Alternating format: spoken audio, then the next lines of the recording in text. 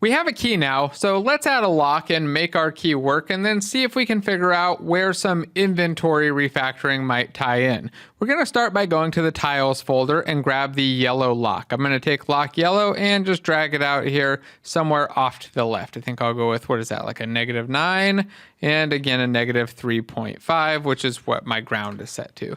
So I've got my lock over here to the left, and I want to make it so that my key can unlock this lock, and so that when I unlock the lock, something happens. I'd like to be able to just kind of toggle this to turn something on and off, kind of like I do with the switch. So let's add a new script. We're going to add a toggle lock script that can toggle the state of this lock on and off and fire off some events. We'll go to the scripts folder, right click, create a new C# script, and I'm going to call this toggle lock. I don't want to use just the word lock because it's a reserved word, and if I do a lowercase lock, then I'm going to have a conflict with that specific word. It's one of the few special case words, kind of like var or string or int. Lock is another one of those. So now that I've got my toggle lock script, I'm going to add it to my lock yellow object, and I'm going to rename both of these objects. I'm going to name this yellow lock, and I'm going to name this yellow key. These are going to be my prefabs. Next, I'm going to go to the yellow lock and we'll add a collider to it. So let's add a box collider 2D so that I can't walk through it anymore, and then figure out how we're going to write some code so that our toggle lock can do some toggling and switching of the state of this thing. So let's start by going into the toggle lock script and add just a toggle method, one that toggles the state of this from locked to unlocked.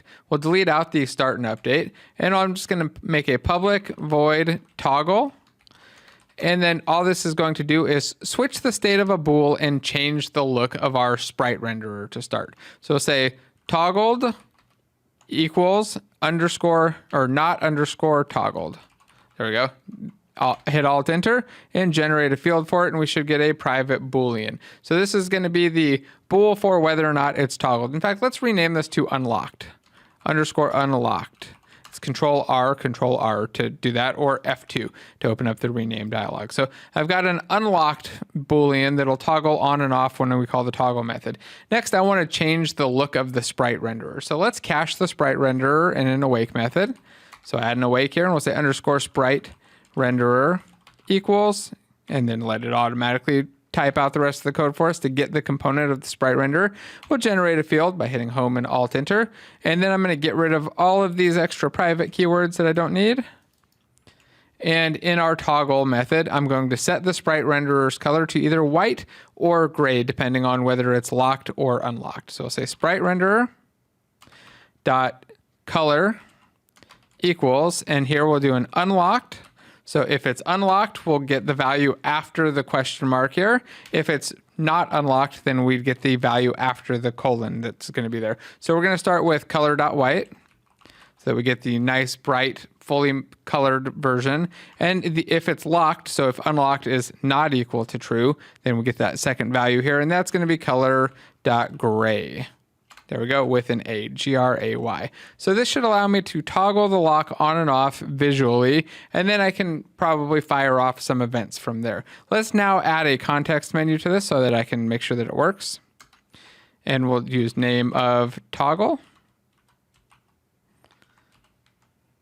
There we go, save and do a build. And we should be able to now toggle this on and off in the inspector, and then figure out how we can call this toggle method from our code from the key or somewhere else. All right, so we're back in Unity. I'm gonna press play, and then I'm gonna right click on my toggle script and see if I can toggle it on and off. So press play. That's actually my toggle lock script. There we go, and it's up. So I right click and I toggle it, and now it's going to probably the on state. I right click again and toggle it, and it goes to the off state. Right click again and toggle it, goes to the on state again. So the next thing I want to do is make it so that we default into the off state, so that it kind of starts off by default, so that it's not on. To do that, we can just add some code in our awake, unlocked equals false, and then let's set the sprite renderer color again. So I'm going to copy line 20, and for now we'll just paste it up here as line 14. Realistically, it's always going to be gray though, so I may as well simplify it and get rid of the ternary check there and just make sure that we set the sprite renderer color to gray. Now that we'll go back into Unity, we should see that it's disabled by default. And you can ignore that little error there on my plastic connection. And then we'll run over here. It's just trying to connect with my internet connection reset. And we run over and look at that. My lock is off. If I right click on the lock, I can toggle it and I can toggle it back off. So far, so good. Next step though is we need to make our key handle the toggling. So before we do that, let's just check our toggle lock into plastic, or first let's create prefabs out of these and then turn them or then commit them into plastic. So we'll take the toggle lock, the yellow lock here, drag it into the prefabs folder. I'm going to put this into the list view, or not the non-list view, the icon view, so I can see some empty space. We'll take the toggle lock, drop it over, and the yellow key. Sorry, it's the yellow lock and the yellow key. Make those into prefabs, go into plastic. Now I've got my 3 files so that we added yellow lock and check in.